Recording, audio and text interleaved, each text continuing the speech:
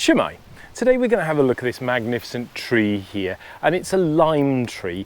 In Latin it's a Tilia species, in Welsh it's Paloeddyn or Pysgoeddyn, and it's a brilliant tree for so much, and at the moment I just wish you could smell it, because the smell coming off it is absolutely divine.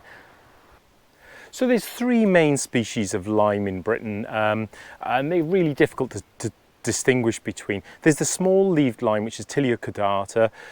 There's the rarer large-leaved lime, Tilia platyphilus, and there's the common lime, which is Tilia cross-europea, and that's because it is a crossover. It's the European lime, which is the most common.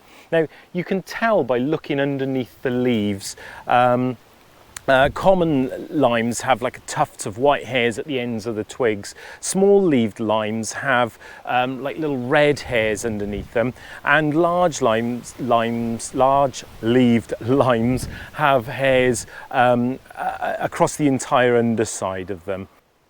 Okay, now this particular lime tree here is the closest to my house, and I've had to walk to come to it, and I'm right on the side of a road at the moment, so there could be a few vehicles coming and going as we go. But lime trees are deciduous, and they're a native to Britain. They're usually quite a short trunk with wide, low, dense crown, but actually if they grow in amongst other trees, they can be pushed to be quite high.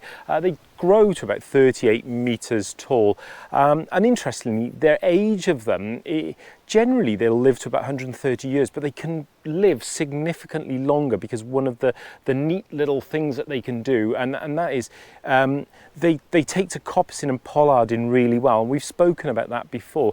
Now, coppicing is where you cut a tree down to the base to encourage it to sprout back, and pollarding is where you cut it higher above the height of cattle and grazing animals, and the same thing. So it'll sprout back, and you can use that sprouted wood for different things. And you can cut them on like a rotation every so many years, and it doesn't kill the tree. It will just keep sprouting back.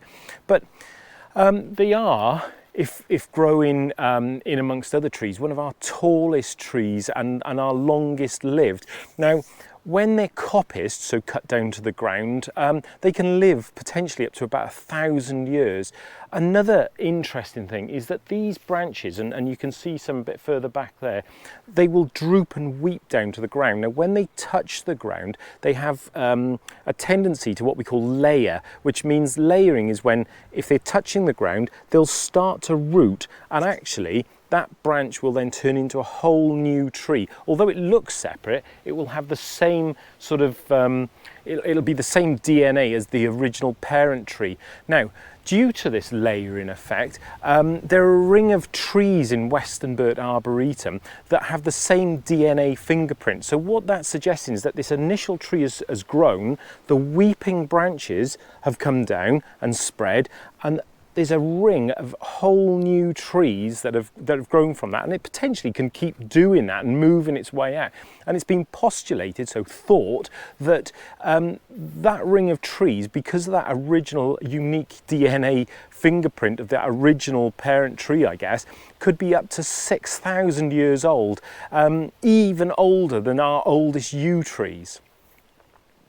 As I've said, lime trees take to cutting really well, so pollarding and coppicing, and they're really resilient to this kind of pruning. So you can see them as an amenity tree. So you'll see them in parks and towns, and in this case, like you see, this one's unpruned and just on the side of a road. As much as lime trees are planted in urban areas, they are quite sensitive to air pollution.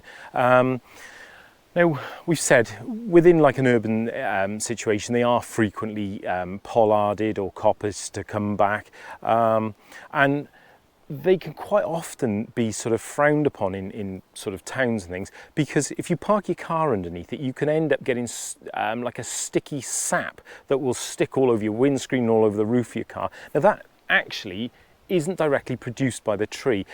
Lime trees attract lots of different wildlife and insects and creatures, and one of them is the lime aphid. Now, that aphid produces this sticky honeydew, it's called, that is what drops onto the cars, and it's that sticky, unpleasant thing. So that's actually called by the aphids, not by the tree itself.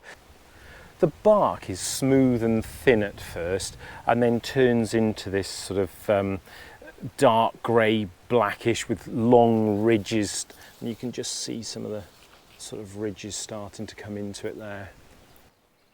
Underneath the bark, there's like a fibrous bast or bass, which is used to make ropes and nets, and actually the Americans know lime trees as basswood.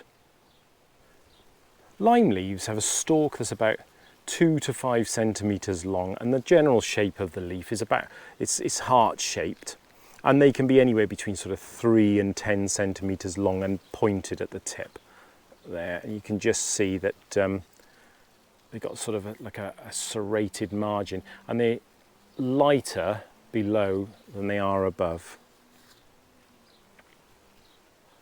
Limes flower in June to July, and actually the flowering period is really quite short. Once the tree does come out into flower like this one, the actual flowers themselves don't last very long. Now they smell absolutely beautiful, and they attract lots and lots of insects, and bees will visit them and often become drunk on the nectar. And also for us, the smell is absolutely divine here, and you know, it makes teas and lots of other things.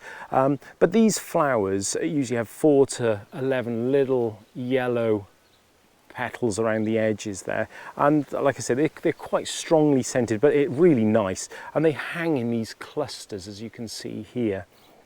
Now, there's one of the most obvious thing is that the stalk is fused with this pale green tongue-shaped bract, and it's one of the most obvious things with lime trees to sort of distinguish that you actually have a lime tree. Those flowers turn into these little seeds here. Now this is obviously an immature one, but what will happen is that little rounded seed, and they can be anywhere between sort of 5 and 8 millimeters across, and turn quite woody and go sort of a greyish green. They will start to fall off the tree in about September time, and what happens is that as they fall, this little bract that we looked at earlier, this tongue-like bract, acts as like a little helicopter to try and shift it further away from the tree to give it a chance of growing out of the shade of the parent tree. The old Anglo-Saxon name for lime trees was lind, which appears in loads of place names. And you'll find, when we've spoken about this before, lots of place names are linked to trees and plants. So things like lin or lime or lind or lin, they all have links to lime trees. That Anglo-Saxon word lind, it actually means smooth, but it also means shield, and that's because the wood, it has loads of uses, but one of them was to make these shields because it can absorb a blow, so it was a protective meaning. Lime trees are one of my favourite trees for many reasons. One of them are these beautiful scented flowers, but another reason is for the wood itself. Now the wood is soft and even grained and ideal for carving. Now I'm a wood carver as well, so getting hold of a bit of lime wood is like the holy grail. It's fantastic stuff. And it was used notably by the great Grinling Gibbons, who lived between 1648 and 1721. And he used it to carve the most spectacular things that were put up throughout the country. I mean, it's well worth looking it up. So search out Grinling Gibbons and see the masterpieces he created out of lime wood in his carvings. Another useful characteristic of lime wood is that it doesn't warp, so it's used in pianos as the sounding board. Lime also makes good charcoal. As with a lot of the plants and the trees we look at, lime trees are linked to medicine and have medicinal values. It's a very safe one. Once you identify this and you're 100% sure of what you've got, you can use it as you would safely for making things like a tea. The flowers have this lovely sweet honey-like taste and smell. Actually, we can smell it here. It's absolutely gorgeous. And they've been used to relieve depression and irritability, and can soothe tension, and actually also induce like a peaceful sleep. Now, when made into like this lovely tea, it really is gorgeous, and it's a very relaxing tea, and it's also safe for children. Also, medicinally, lime tree is seen to be used as to help as a remedy for matters of the heart. So both emotionally and physically, it's been said that to help with preventing clots.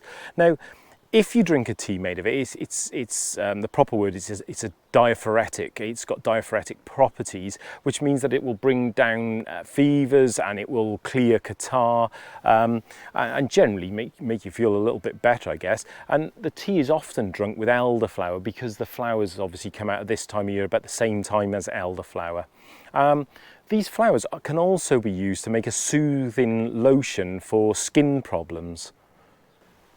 In the past, lime trees would be planted as marker trees, so it would mark where perhaps there would be a crossroad, or it would be a sort of something to look for on your journey. You know, when you get to the crossroads at the lime tree, you know, you take this particular direction. And interestingly, this one isn't a massively old one, but just behind me down there is a split in the road, so it is at, it's not exactly a crossroads, but it's certainly planted at a junction. And in Germany, it was said that justice would be carried out under lime trees, so perhaps not such a jolly symbol in Germany. It was also in the Middle Ages used as a tree to ward off the plague. Okay. So the lime tree, it really is a gorgeous. I know I pretty much always say that it's my favourite, but I have different favourites for different reasons. This one is absolutely for the beautiful flowers, the scent, the lovely sweet tea that it makes, but also, like I say, as a wood carver, the wood is absolutely fantastic for carving, and it's not often I'm lucky enough to get lime wood, but when I do, it's a real treat. So there we go, a great time to go and find it because of these flowers. Give that tea a try. As always, if you're identifying these things, you've got to be 100% sure. If there's any seed of doubt in your mind that you're not sure what you've got, then that's it, don't go for it, okay? So there we go, lime tree, a good chance to go out and find one, and good luck.